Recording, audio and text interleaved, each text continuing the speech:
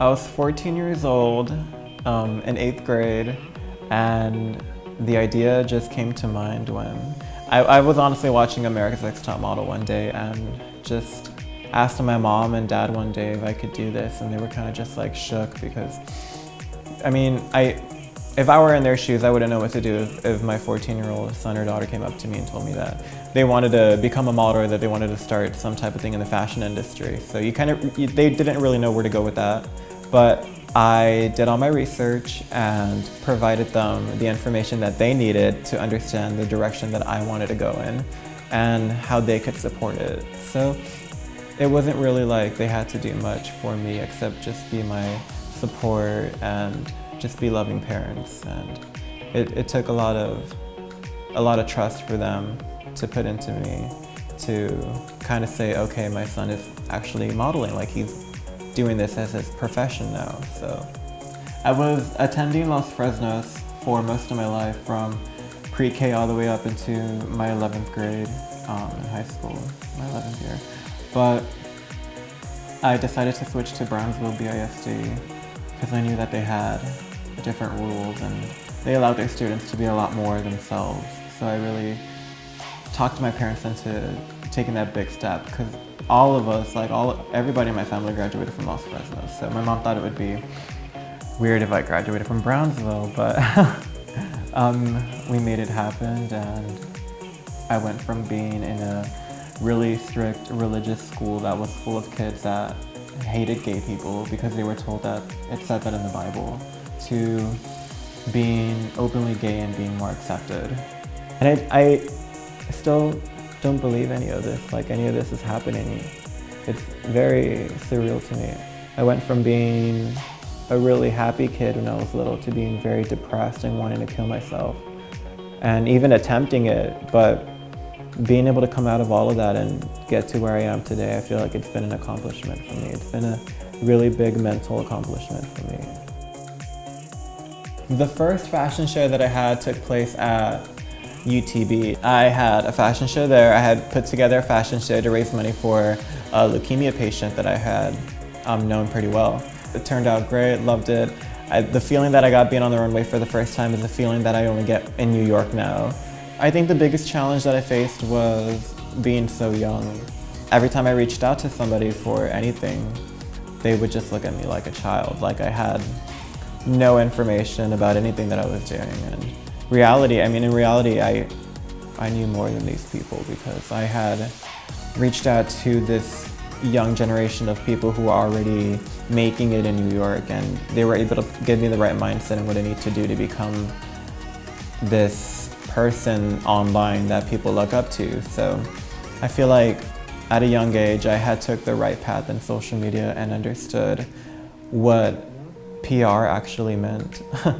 So that's what I'm going to school for. I'm going to school for public relations, but I really understood what it's like to run a social media account and to run somebody and to turn somebody into a star. So all the people that I was working with, I love them, don't get me wrong, but there was just this small little thing in me that was telling me that I had to do this to myself, that I had to put the effort into myself to feel better about myself. I was getting really jealous of other people's success that I was building for them, and I took a break from all that and decided to put all the effort into myself for once and really care for myself. And it took me all the way to New York, and it's been amazing. There was a point in my career when I was really pushing myself to be different.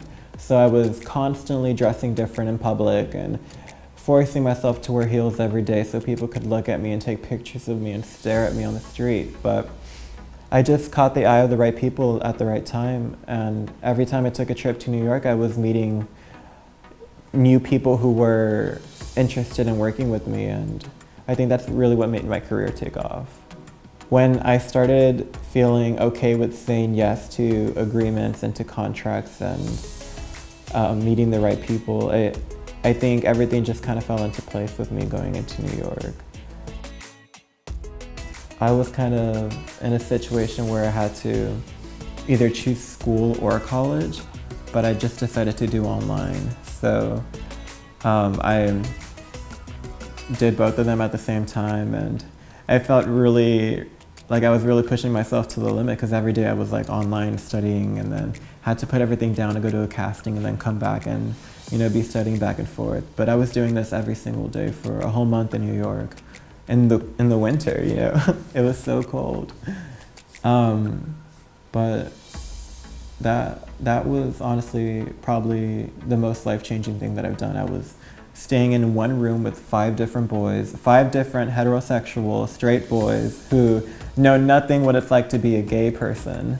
And it really put something in my mind, you know. It really messed with me for a little bit because I felt like I wasn't able to talk to anybody, but I was able to put a good mindset and a good idea of what it's like to be me to these people and learn to build a relationship with them. And that's something that I haven't been able to do in such a long time. You know, being from Brownsville, you know, all my straight friends that I grew up with all kind of pushed me away when I came out as gay. So I think this is what kind of rebuilt my relationships with the heteros. But I think it's been like the most life lesson teaching thing for me was going to New York and staying there for a whole month straight and just hoping for the best, because I really now understand what it's like to live in the wild, at least in the United States. Yeah, I had a really good, you know, amount of people who reached out to me after I did my first fashion week, because I was making magazines everywhere and I was getting a bunch of publications back then, you know, for being a new model in the industry. I would say that light kind of turned off for a little bit when that success was kind of just at a even level of where I'm kind of not doing anything more than what I was already doing. So I think this season coming around, I had just got dropped by my last agency, by my last few agents, and it was all because I was gay. And it was this whole situation where I had to find my own castings. I had to, you know, make my own comp card, make my own portfolio, do all the meetings myself, and I really had to put myself out there. And I would say like this season has been the best season that I've had, the last season that I did. But from going from the first season to having, you know, 8 different people working for you to this season that I had where I only had 1 person working for me. And I would say it's taught me a lot and it's gotten me to where I am today. So I loved experiencing Aquí Estamos the first time that I went. I was so uneducated about everything back then, and just being able to attend all those at such a young age really influenced me to step my game up and speak out for what I believe in and really just step my game up. You know, there are people out here who are really doing a lot for us over here, and I wanted to be a part of that change, and I feel like attending Aquí Estamos really put that in my head to become a better person. So when I first started modeling in New York, they had really put me in a very normal scene of models where guys dress like guys and girls dress like girls. And they had really forced me, my old agents had really forced me to be this like straight person in New York who would get like a fade every single day and like an edge up, and I don't know, they even asked me to dress differently and to act differently whenever I'd go out and meet people and stuff like that. And it really messed with me. I couldn't like take it anymore. So everything that I've done now has been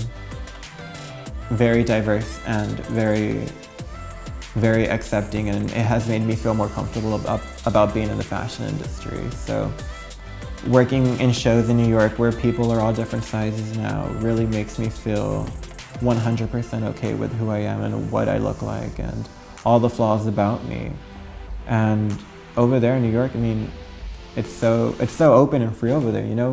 It's nothing like we have over here in Brownsville. So that's why I really like to take that and kind of put it over here and kind of open doors for people to accept and learn about everything that we have to offer here in Brownsville, you know? There are other people over here who are really pushing for diversity and to make this place a lot better than what it is. So I'm just part of that change, and I'm really glad.